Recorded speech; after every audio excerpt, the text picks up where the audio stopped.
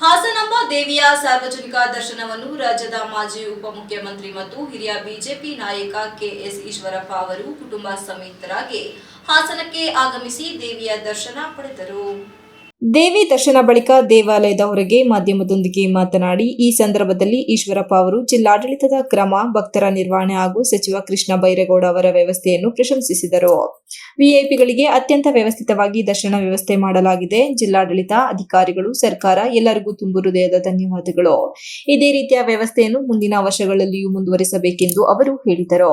RSS ಕುರಿತು ಭರ್ಜರಿ ಪ್ರತಿಕ್ರಿಯೆ ನೀಡಿ ದೇವಿ ದರ್ಶನದ ಬಳಿಕ ರಾಜಕೀಯ ವಿಷಯಗಳತ್ತ ತಿರುಗಿದ ಈಶ್ವರಪ್ಪ ಅವರವರು ಇತ್ತೀಚೆಗೆ ಕಾಂಗ್ರೆಸ್ ನಾಯಕರು ಹಾಗೂ ಸಚಿವರು ಆರ್ಎಸ್ಎಸ್ ವಿರುದ್ಧ ನೀಡಿದ ಟೀಕೆಗಳ ಬಗ್ಗೆ ಕಿಡಿಕಾರಿದರು.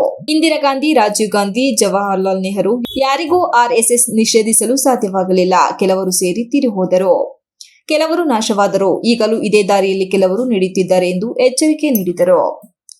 ಸರ್ಕಾರದಲ್ಲಿ ನಡೆಯಲಿರುವ ಸಚಿವ ಸಂಪುಟ ಪುನರ್ರಚನೆ ಕುರಿತಂತೆ ಅವರು ತೀವ್ರ ಟೀಕಿಸಿದರು. ಕೆಲವರು ತಮ್ಮ ಮಂತ್ರಿ ಸ್ಥಾನ ಉಳಿಸಿಕೊಳ್ಳಲು ಮಾಡುತ್ತಿರುವ ರಾಜಕಾರಣದಿಂದ ಸರ್ಕಾರಕ್ಕೆ ಉಳಿಯಲಾರದು ಎಂಬ ನಂಬಿಕೆ ನನಗಿದೆ ಎಂದು ಅವರು ಸ್ಪಷ್ಟವಾಗಿ ಹೇಳಿದರು.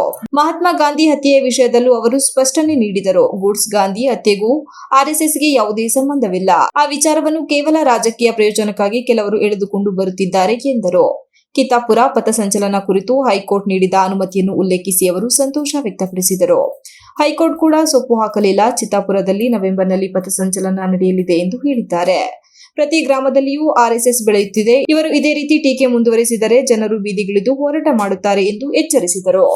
ಕೂಡ ಬಂದಿದ್ದೇವೆ, ತಾಯಿ ದರ್ಶನ ಪಡೆದಿದ್ದೇವೆ, ಆಶೀರ್ವಾದ ಪಡೆದಿದ್ದೇವೆ. ನಮ್ಮ ಕುಟುಂಬಕ್ಕೆ, ರಾಜ್ಯಕ್ಕೆ, ದೇಶಕ್ಕೆ ಒಳ್ಳೆಯದಾಗಲಿ ಅಂತೇಳಿ ತಾಯಿ ಪ್ರಾರ್ಥನೆ ಮಾಡ್ಕೊಂಡು ಬಂದಿದ್ದೇವೆ.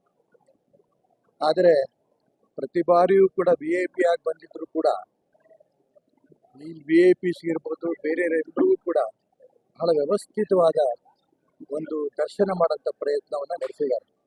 ಇದಕ್ಕೆ ನಾನು ರಾಜ್ಯ ಸರ್ಕಾರಕ್ಕೆ, ವಿಶೇಷವಾಗಿ ಮಾನ್ಯ ಕೃಷ್ಣ ಬೈರೇಗೌಡರಿಗೆ, ಇಲ್ಲಿ ಜಿಲ್ಲಾಧಿಕಾರಿಗಳಿಗೆ, ಜಿಲ್ಲಾ ರಕ್ಷಣಾಧಿಕಾರಿಗಳಿಗೆ, ಎಲ್ಲ ಅಧಿಕಾರಿಗಳಿಗೂ ಕೂಡ ನಾನು ಬಹಳ ದಿನ ಕಷ್ಟಪಟ್ಟು ಒಂದು ರೂಪಕ್ಕೆ ತಂದಿದ್ದಾರೆ. ಅವರಿಗೆ ತುಂಬು ಹೃದಯದ ಅಭಿನಂದನೆಗಳು ಸಲ್ಲಿಸೋಕೆ ಇಷ್ಟಪಡ್ತೇನೆ.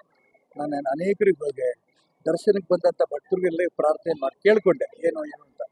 ತುಂಬ ಚೆನ್ನಾಗಿದೆ ಸರ್ ಅನ್ನೋಂಥ ಮಾತನ್ನು ಹೇಳಿದ್ದಾರೆ. ಇದೇ ರೀತಿ ಪ್ರತಿ ವರ್ಷವೂ ಕೂಡ ವ್ಯವಸ್ಥೆ ಮಾಡಿದ್ರೆ ಒಳ್ಳೆಯದು ಅನ್ನೋಂಥ ಮಾತು ಸಂದರ್ಭದಲ್ಲಿ ಇಷ್ಟಪಡ್ತೇನೆ. ಸರ್, ಈಗ ರಾಜ್ಯದಲ್ಲಿ ಚರ್ಚೆ ಆಗ್ತಿರ್ತಕ್ಕಂಥ Srinivas, TV 46 news Kannada, Hassan. You are watching TV 46 News Kannada.